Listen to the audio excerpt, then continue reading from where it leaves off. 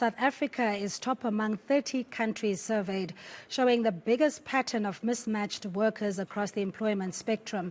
Now, according to the K. Mason Foundation, this is as a result of young people being exposed to very limited career opportunities. The foundation's chairperson, Sasha Knott, says this is problematic, but also gives us insight as what needs to be done. Sasha, good afternoon to you, and thank you so much for joining us. We've been here before where there has been a disjuncture when it comes to what the industry requires and what the skill sets are. How bad is it and the improvement over the years?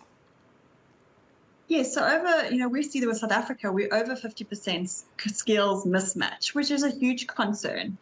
So career mismatch causes a very low productivity and also resignations and even terminations. So it's definitely something we need to fix.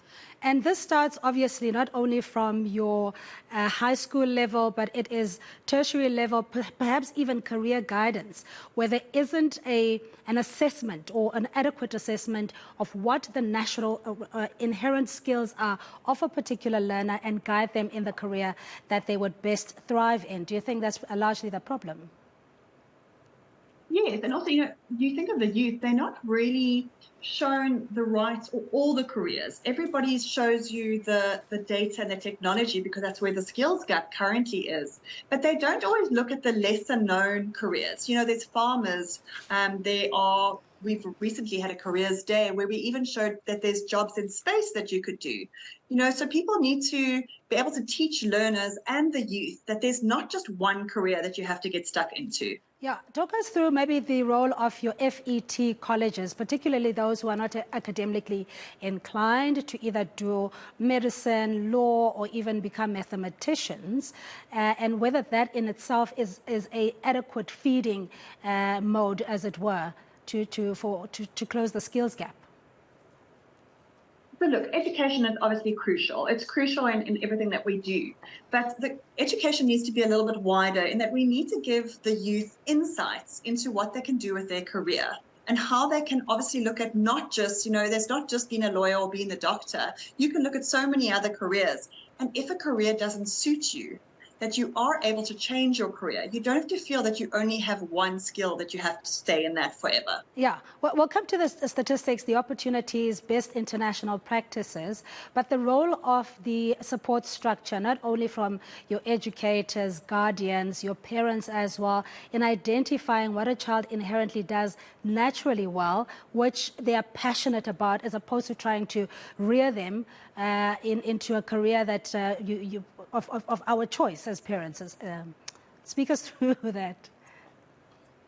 Yeah, I think as parents, we definitely, I don't know if we choose the careers for them or we try and push them in that way, but I think that we should allow more for discussion on what kind of different careers are they. You always look with very young children that they always want to be teachers because the one career they see is their own teacher. And then as they grow up, they see more careers and obviously their own parents' careers. But you don't want to limit it just to your schooling and just to your own parents. You want to make that circle a lot bigger so that they can see what it looks like to be a doctor, a lawyer, an accountant, a farmer, be an astronaut. Yeah. So I think you need to widen the view for kids. And in this digital age, of course, the career opportunities are boundless, where you have artificial intelligence on the one side, and we talk big about the fourth industrial revolution. Young people generally are on their devices anyway, so they are very well affair in that space. Do you think that's more the direction that the country should be looking at, more tech-driven science and innovation? Yes, definitely. The skills gap is definitely there with technology. AI is definitely the new buzzword. You look at the .com boom, it's coming now with the AI boom. So definitely technology is a huge skill.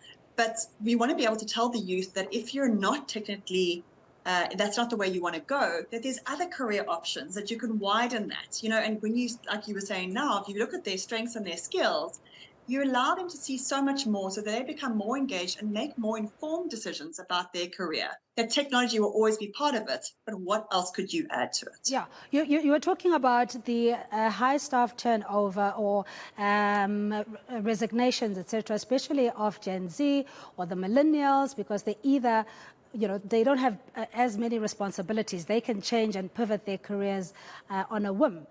But that is not necessarily good as well for the employment sector or industry, is it?